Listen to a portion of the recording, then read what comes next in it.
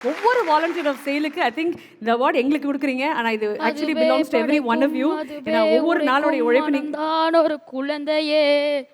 அதுவாய் மலரும் அதுவாய் உதிரும் அது போல் இந்த கவலையே நாள்தோறும் ஏதோ மாறுதல் வானும் மண்ணும் வாழும் மாறுதல் பேசாமல் வாழ்வை வாழ்ந்திருப்போ